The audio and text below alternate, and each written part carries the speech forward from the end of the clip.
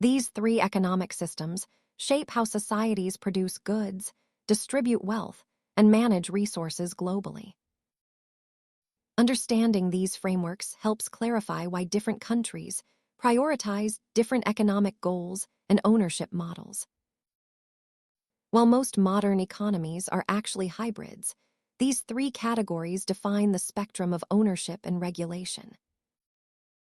The main difference lies in who owns the means of production and how the fruits of labor are distributed. Market systems rely on decentralized decisions, whereas command systems centralize planning to achieve specific social outcomes. Most real-world economies fall into a mixed category, blending private enterprise with government oversight to stabilize growth. Economic history shows that nations often adjust their policies, borrowing elements from different systems to solve unique problems. Thanks for watching.